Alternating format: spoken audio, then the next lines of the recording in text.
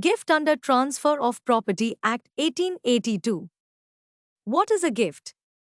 A gift is generally regarded as a transfer of ownership of a property where the sender willingly brings into effect such transfer without any compensation or consideration in monetary value. It may be in the form of movable or removable property, and the parties may be to living persons, or the transfer may take place only after the death of the transferor. When the transfer takes place between two living people, it is called inter vivos, and when it takes place after the death of the transferor, it is known as testamentary. Testamentary transfers do not fall under the scope of Section 5 of the Transfer of Property Act, and thus, only inter vivos transfers are referred to as gifts under this Act. Parties to a gift transfer. Donor. The donor must be a competent person, i.e., he must have the capacity as well as the right to make the gift. If the donor has the capacity to contract, then he is deemed to have the capacity to make the gift. This implies that at the time of making a gift, the donor must be of the age of majority and must have a sound mind. Registered societies, firms, and institutions are referred to as juristic persons, and they are also competent to make gifts. Gift by a minor or insane person is void. Besides capacity, the donor must also have the right to make a gift. The right of the donor is determined by his ownership rights in the property at the time of the transfer, because gift means the transfer of the ownership. Donee. Donee does not need to be competent to contract. He may be any person in existence at the date of making the gift. A gift made to an insane person, or a minor, or even to a child existing in the mother's womb is valid subject to its lawful acceptance by a competent person on his/her behalf. Juristic persons such as firms, institutions, or companies are deemed as competent donee, and gift made to them is valid. However, the donee must be an ascertainable person. The gift made to the general public is void. If ascertainable, the donee may be two or more persons. Essentials of a gift. 5 Essentials of a valid gift. Transfer of ownership. Existing property. Transfer without consideration. Voluntary transfer with free consent. Acceptance of the gift. Transfer of ownership. The transferor, i.e., the donor, must divest himself of absolute interest in the property and vest it in the transferee, i.e., the donee. Transfer of absolute interests implies the transfer of all the rights and liabilities in respect of the property. To be able to effect such a transfer, the donor must have the right to ownership of the said property. However, like other transfers, the gift may also be made subject to certain conditions. Existing property.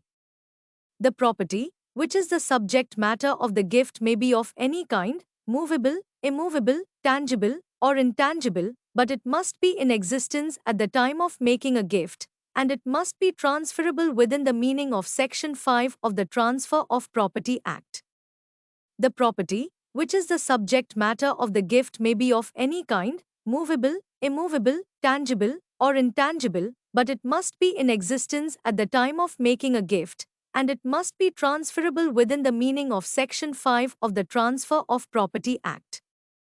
Gift of any kind of future property is deemed void. And the gift of specie succession is expectation of succession, or mere chance of inheriting property, or mere right to sue, is also void. Transfer without consideration. A gift must be gratuitous, i.e., the ownership in the property must be transferred without any consideration. Even a negligible property or a very small sum of money given by the transferee in consideration for the transfer of a very big property would make the transaction either a sale or an exchange. Consideration, for the purpose of this section, shall have the same meaning as given in Section 2(d) of the Indian Contract Act. The consideration is pecuniary in nature, i.e., in monetary terms. Mutual love and affection is not pecuniary consideration, and thus, Property transferred in consideration of love and affection is a transfer without consideration and hence a gift. A transfer of property made in consideration for the services rendered by the donee is a gift. But, a property transferred in consideration of donee undertaking the liability of the donor is not gratuitous, therefore, it is not a gift because liabilities involve pecuniary obligations. Voluntary transfer with free consent. The donor must make the gift voluntarily, i.e., in the exercise of his own free will and his consent, as is a free consent. Free consent is when the donor has the complete freedom to make the gift without any force, fraud, coercion, and undue influence. Donor's will in executing the deed of the gift must be free and independent. Voluntary act on a donor's part also means that he/she has executed the gift deed in full knowledge of the circumstances and nature of the transaction. The burden of proving that the gift was made voluntarily with the free consent of the donor lies on the donee. Acceptance of gift. The donee must accept the gift. Property cannot be given to a person, even in gift, against his/her consent. The donee may refuse the gift as in cases of non-beneficial property or onerous gift. Onerous gifts are such where the burden or liability exceeds the actual market value of the subject matter. Thus, acceptance of the gift is necessary. Such acceptance may be either express or implied. Implied acceptance may be inferred from the conduct of the donee and the surrounding circumstances. When the donee takes possession of the property or of the title deeds, there is acceptance of the gift. Where the property is on lease, acceptance may be inferred upon the acceptance of the right to collect rents. However, when the property is jointly enjoyed by the donor and donee, mere possession cannot be treated as evidence of acceptance. When the gift is not onerous, even minimal evidence is sufficient to prove that the gift has been accepted by donee. Mere silence of the donee is indicative of the acceptance provided it can be established that the donee had knowledge of the gift being made in his favor. Modes of making a gift. Section 123 of the Transfer of Property Act deals with the formalities necessary for the completion of a gift. The gift is enforceable by law only when these formalities are observed.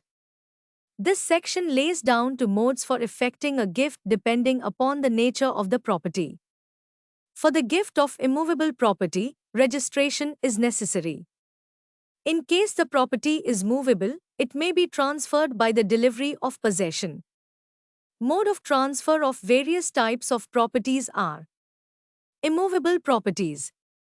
In the case of immovable property, registration of the transfer is necessary irrespective of the value of the property.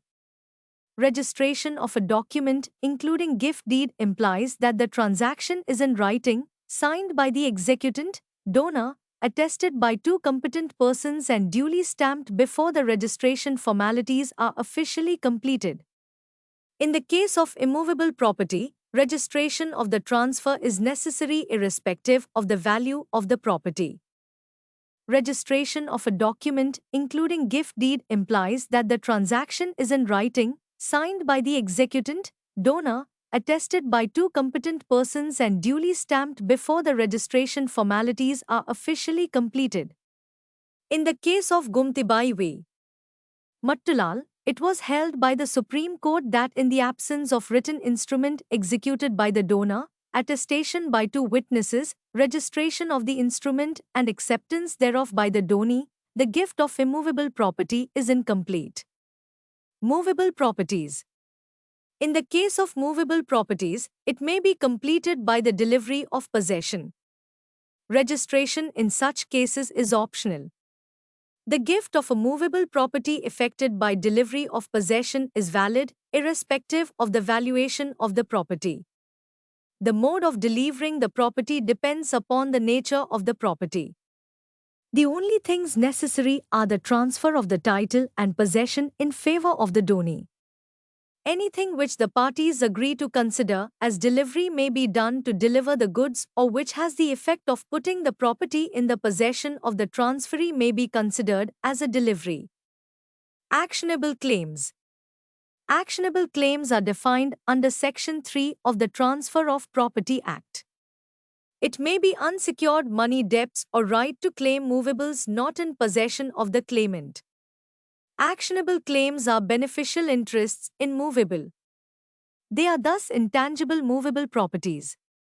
Transfer of actionable claims comes under the purview of Section 130 of the Act. Actionable claims may be transferred as gift by an instrument in writing signed by the transferor or his duly authorized agent. Registration and delivery of possession are not necessary. A gift of future property. Gift of future property is merely a promise which is unenforceable by law. Thus, Section 124 of the Transfer of Property Act renders the gift of future property void. If a gift is made which consists of both present as well as future property, i.e., one of the properties is in existence at the time of making the gift and the other is not, the whole gift is not considered void. Only the part relating to the future property is considered void. Gift of future income of a property before it had accrued would also be void under Section 124. A gift made to more than one donee. Section 125 of the Act says that in case a property is gifted to more than one donee, one of whom does not accept it, the gift, to the extent of the interest which he would have taken becomes void. Such interest reverts to the transferor and does not go to the other donee.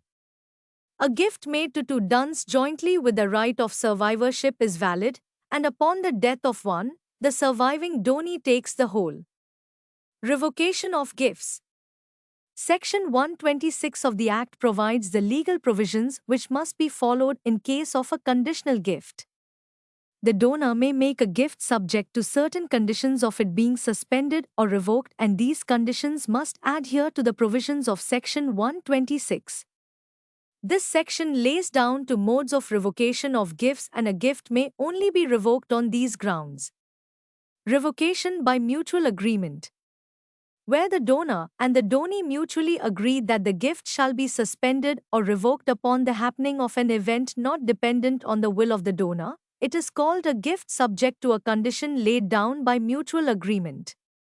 It must consist of the following essentials. The condition must be expressly laid down. The condition must be a part of the same transaction. It may be laid down either in the gift deed itself or in a separate document being a part of the same transaction. The condition upon which a gift is to be revoked must not depend solely on the will of the donor. Gift is a transfer. It is thus preceded by a contract for such transfer. This contract may either be express or implied. If the preceding contract is rescinded, then there is no question of the subsequent transfer to take place. Thus, under Section 126, a gift can be revoked on any grounds on which its contract may be rescinded. For example, Section 19 of the Indian Contract Act makes a contract voidable at the option of the party whose consent has been obtained forcefully, by coercion, undue influence, misrepresentation, or fraud. Thus, if a gift is not made voluntarily, i.e., the consent of the donor is obtained by fraud, misrepresentation, undue influence, or force, the gift may be rescinded by the donor. The option of such revocation lies with the donor and cannot be transferred, but the legal heirs of the donor may sue for revocation of such contract after the death of the donor. The limitation for revoking a gift on the grounds of fraud, misrepresentation, etc., is 3 years from the date on which such facts come to the knowledge of the plaintiff, donor. The right to revoke the gift on the above-mentioned grounds is lost when the donor ratifies the gift either expressly or by his conduct. Conclusion. To constitute a transfer as a gift, it must follow the provisions of the Transfer of Property Act. This Act extensively defines the gift itself and the circumstances of the transfer of such a gift. The gift, being a transfer of the ownership rights, must be in possession and ownership of the transferee and must be existing at the time of making the transfer. The transferor must be competent to make such transfer, but the transferee may be any person. In case the transferee is incompetent to contract, the acceptance of gift must be ratified by a competent person on his/her behalf. Gift of future property is void. Partial acceptance of prosperous gifts and rejection of onerous gifts is not valid either. The acceptance of a gift entails the acceptance of the benefits as well as the liabilities coupled with such a gift. A gift may be revoked only by a mutual agreement on a condition by the donor and the donee, or by rescinding the contract pertaining to such gift. The donations mortis causa and hiba are the only two kinds of gifts which do not follow the provisions of the Transfer of Property Act.